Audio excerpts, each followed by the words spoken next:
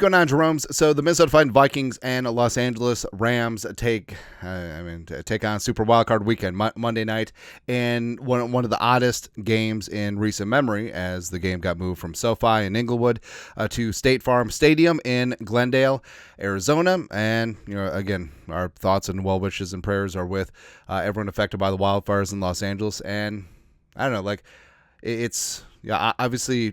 When life happens, football is trivial, but we'll try to focus on the game as much as possible. But I will say this: it's definitely put a hamper on the ish talking this week. But that's obviously not important. But Vikings-RAMS, of course, the Kevin O'Connell, Sean McVay narratives are going to be there. Stafford, the Warrior. It's really unfortunate that Stafford's last game is going to be in Cardinal Stadium. It's okay. We know what's up. But I will say this. Obviously, this week's a little bit somber, but the ish talking will return if and when the Vikings play the Lions and or the Eagles next week. It'll be on, definitely. But here are 10 keys for the Vikings to get a win on Monday night. Number one, ay Dios mío. So turnovers and red zone. So the Vikings actually won the turnover battle last time against the Rams. Also, they won a 2-0 against the Lions, but how good was that? Because the Vikings were inert in the red zone. They were 0 for 4 against the Lions. The Rams defense has been resurgent. They've been getting healthy at the right time, and they have the number 5 red zone defense in the National Football League, and they'll get after things, man. So they've really gelled. For my money, Kobe Turner is one of the most underrated defensive tackles in the game. The two rookies, Fisk, as well as Jared Verse. Oh, do you know that Jared Verse voted the Pro Bowl team with 4.5 sacks? Cool. Awesome. But they've been getting after things. Front seven is pretty damn legit. Byron Young is super underrated as well. So it's going to be tough. It is certainly going to be tough. But the Vikings offense, ay Dios mío, one freaking time. So, the Vikings offense at times has looked like a top 5 offense, if not top 3. But consistency has been an issue. And it's not just the offensive line. It's not just the run game. It's not just O'Connell. It's not just Darnold. It's everyone. It's everyone and everything. Jefferson's been fine, though. Yeah, same thing with Addison and Hawkinson. But, yeah, we'll see. Hey, this is it. This is it, man. Can you get consistent? Can you put up crooked numbers? And remember, last time the Vikings came out, scored 2 touchdowns real quick in their first 2 drives, and was just like the rest of the way. That was an issue. But get it done. Take the ball away. Florida's defense got to be flying around out there. Stafford will serve up a meatball or two to you. But offensively, got to get it done in the red zone. Once you get in there, got to score a touchdown. Next, Sam Darnold bounces back big, huge. Where Darnold knows. Like the Lions game, we don't talk about that. Was just all over the place, footwork, eyes, missing wide open receivers, missing initial reads and stuff. But also, returning to the scene of the crime. The only other team the Vikings have lost to this season. Oh, by the way, Sam Darnold won 14 games.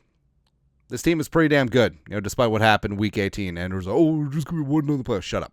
Shut your face. Shut your mom. Shut everything. But Darnold, 18 and 25, 240, 2 touchdowns, 128, 8.8 quarterback rating against the Rams last time, which is good. It's pretty good. But was sacked 3 times. Also, yeah, the Jared Verse or the Byron Young just like face mask. No face mask. Yeah, I guess not. But Darnold does have to get back after things, and for as good as he's been this year, his prospects of staying with the Vikings, which I still think, there is a chance, even though J.J. McCarthy is going to be that dude, as well as his paycheck and free agency, these games do matter. Playoffs do matter, and frankly, he can't afford to have 2 stinkers at the end of his resume, despite his amazing 4,300 yard, 35 passing touchdown season. You just can't have that. So I think that Darnold's going to be dialed in. I think he and Kevin O'Connell had to come to Jesus moment and is like, hey, we got to get this thing going. And on a neutral site, even though maybe the stadium will be mostly Vikings fans. I guess we'll see. But Darnold, either way, road warrior, neutral site warrior, got to get it done. Next up, key number 3. Jefferson shines the brightest. And Justin Jefferson, so last time against the Rams, he had himself a game. Remember he was wearing those red shoes the first half, and those were great, but 8 for $115 on 9 targets, and also Addison didn't really get off the schneid that game, but also the Vikings did not have Hawkinson back then, and the Rams defense, with Williams, Witherspoon now back in the lineup, Quentin Lake working the slot, like the Vikings, the Vikings can get some things done. Even though I do have a ton of respect for Cam Curl on the back end, that secondary, if Darnold can get time and if Kevin O'Connell can scheme up quicker throws to get the ball out of 14's hands fast and quick, I think the Vikings definitely have a chance. Also, I think that Hockenson being back is going to be a huge equalizer as the Rams down the middle. I think that the Vikings and Hockenson can make a lot of hay, but also Hockenson should have made a ton of hay in the Lions game, even though, yes, I know we should just completely cut out the Lions game, but it's so frustrating because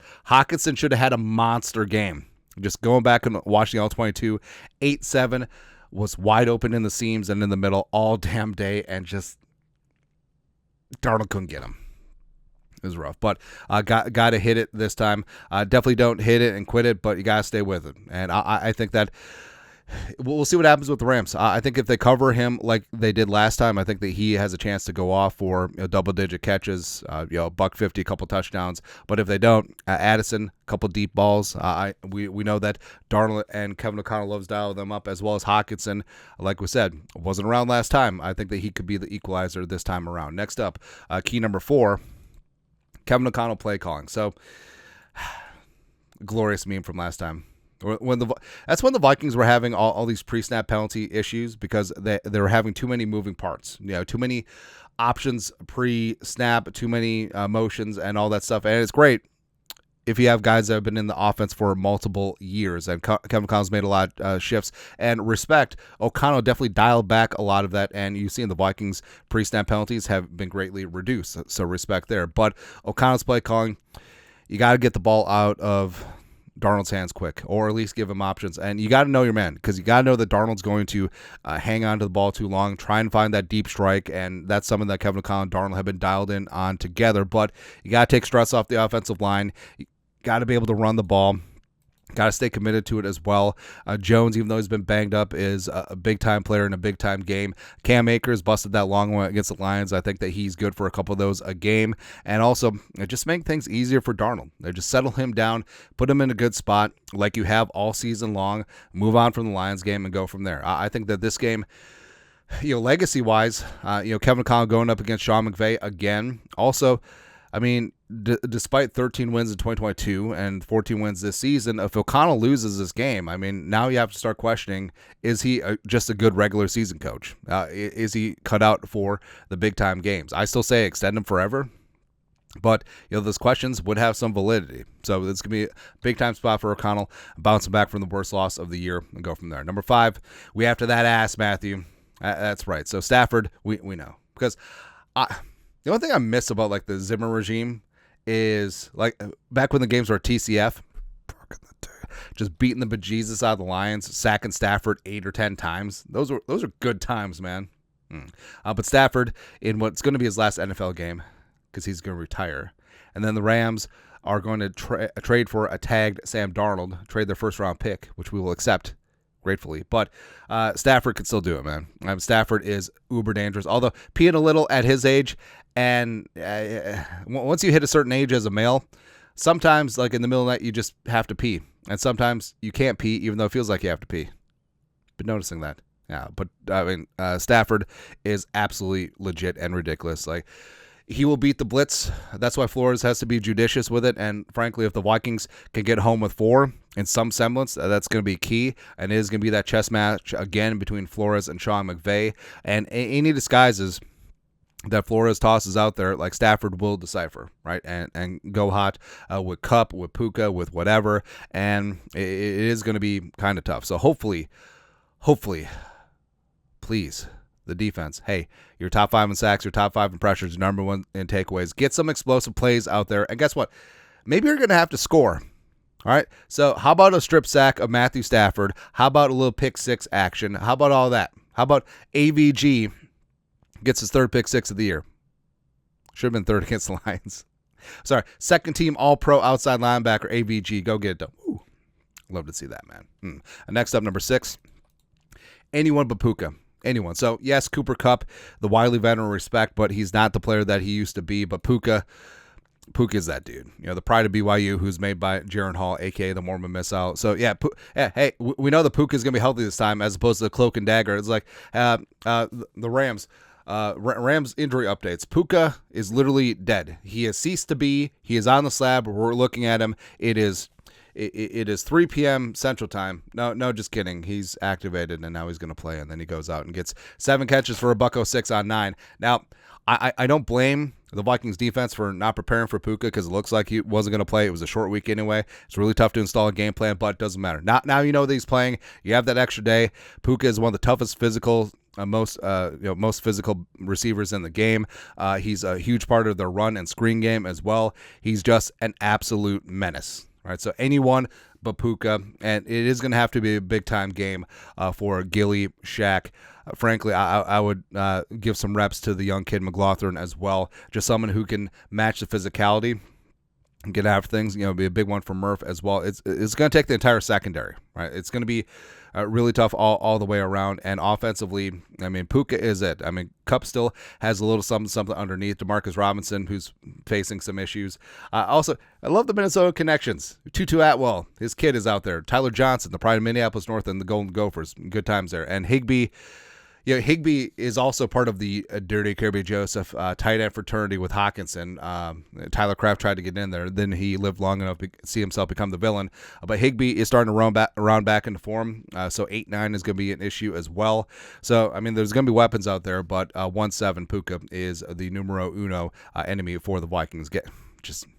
He's really good. He's just such a beast, man. I love it. Speaking of beasts, number 7, Cashman outside. How about that? So the Vikings did not have Cashman for the Week 8 game on Thursday night. And Cashman, the Vikings finally had their first loss with Cashman.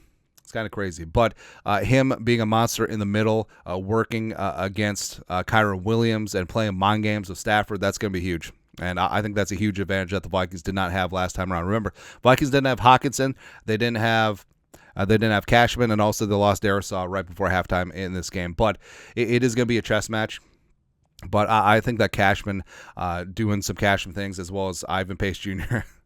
Ivan Pace Jr. is just a monster, man. I love every piece of this defense, and they have to get after things on Monday Night Football in prime time under the lights. I think that certainly could and should do that. And Cashman, being a tackling machine, his rush blitzes, as well as his passing down, getting after things, plus setting things up, calling TNE stunts up front, like all that is going to be much needed, and the defense is going to be much more comfortable this time around than last time. Also, what really pissed me off is the Vikings defense last time around, when the Rams offensive line was banged up, they only got 3 pressures and 0 goose and DeAndre Russell sacks. But now everyone's back. Alaric, Avila, the pride of TCU, Bo Limmer, who I wanted out of Arkansas. Kevin Dotson's the man. Havenstein has turned into one of the best right tackles in the game, even though he's a stupid Badger. So, I mean, the Rams' offensive line was banged up last time. They're when healthy. They're one of the better offensive lines in the game, especially blocking up front for Kyron Williams and also protecting Stafford. But the guy get after things, and I think that the neutral site will certainly help. And also having Cashman back is going to be monstrous as well. Next up, number 8, pissed off Jonathan Greenard. And Greenard was snubbed. Straight up was snubbed. Should have been at least second team All-Pro. He's got 12 sacks this season. He's third in the league with 80 pressures, and it's just shameful. It is. And on the edge, you do have the 2 starting NFC Pro Bowl outside linebackers, but guess what? They're not going to be playing in the Pro Bowl games because they'll be getting ready for the Super Bowl. Woo! Feels good to say, but don't sleep on like snubs and accolades and stuff, because this does affect contracts coming up. This does affect legacy.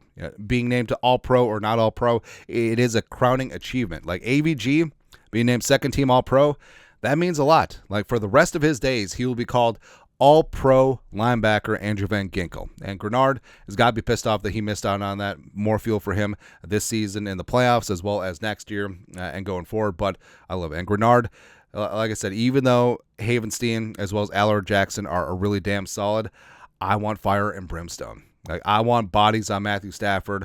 I want disruption in the passing game. I want Stafford starting to see ghosts, and it's going to start with these two. And also, then it's going to carry on to Pace Jr., Diamond Dallas Turner being rotated in there. We'll see what happens with Pat Jones second. Heidi Ward had himself a nice ball game last time against the Rams. He could be a factor as well. So there's going to be some interesting things going on, and it all starts with 58 and 43. Next up, number 9. Will Reichard doesn't suck ass. That's all that we need. And what's interesting is that, so no addition of kickers to the practice squad, no competition. Kevin O'Connell, Coach Hatt, Matt Daniels, 100% confidence in Will Reichard. Not even listed on the injury report with the quad. So you got to think that it's something going on inside his head. Clear the cobwebs. Clear all the negative thoughts. Have full confidence. Just don't think. Don't think. Just please kick the ball between the freaking uprights. And also don't kick the ball out of bounds on kickoffs. All right, so he's had 6 misses in the last 6 games, 2 shank kickoffs. But we got faith. Hey, Reichard, go perfect in the playoffs and everything's forgiven, baby. Because if and when the Vikings win the Super Bowl, this jabroni is going to kick the game winner. And you got to believe that. Got to believe that. Hey, Will the Thrill, we're in your corner. But if you fail, maybe not. I don't know. I don't know. As a Vikings fan, we can take any more kicker drama. We thought we finally nipped it in the bud. I guess we'll see. Lastly, number 10, something dumb goes our way. So there's going to be a random ass play. There's going to be like an X Factor play that goes in the Vikings direction. And I don't know, Daniel Jones in the Wildcat runs one in because our red zone offense is garbage. Brandon Powell busts a punt return. Trent Sherfield caused a muff punt and scoop and score for 6. A Hottie Ward strip sack. I don't know. Tipped Harrison Phillips interception. Rumbling, bumbling, stumbling. I don't know what's going to happen, but something's got. Or Byron Murphy, who also was an All-Pro snub, a little pick 6 action. Maybe that's going to be good too. But something dumb is going to go our way. An X factor, a ball bounce, something. All right, because this game could be tight. Even given the weird circumstances of the game, the Rams are a damn good football team with one of the best coaches in the game in Sean McVay. They've been there, done that. They won the Super Bowl. They know what it takes. And I don't know. Like, it is going to be tough. Final score prediction. I do think that O'Connell, Sam Darnold, they come together for the best game of the season so far. Nailed it. Jefferson shines bright under the Monday night stage. I think he is a monster game. Hockenson gets open in the middle, down the seams. Addison catches a deep ball. Aaron and Cam Akers are able to run the ball. The offensive line protects and does its damn job. The defense actually gets after Stafford. Maybe then there's just a little piddle. Just a little piddle. Puka gets bodied, and I think that the student in O'Connell outsmarts the teacher in McVay, and I think this is the last game of Stafford's career. I think he retires. This might be the last game of McVay's career, too. Hell, maybe he goes to the booth for a couple seasons. Don't know. But the Vikings, somehow, some way, they get it done on the road emphatically. Offense, defense, special teams, everything wakes up. They play a complete game, finally. And the 14-3 Vikings get a win wild card weekend, 41-20 over the Rams. And then, not scoreboard watching because we'll know. Like, we'll know if we're headed to Detroit or Philly or somewhere else. Or who knows. Doesn't matter. Anyways, that is it. Vikings-Rams preview. What's your keys? What's your final score prediction? Let us know in the comment section below. Subscribe for daily Vikings takes. Want to support the work? Put a little something in the Venmo. But till next time, Skol, production value.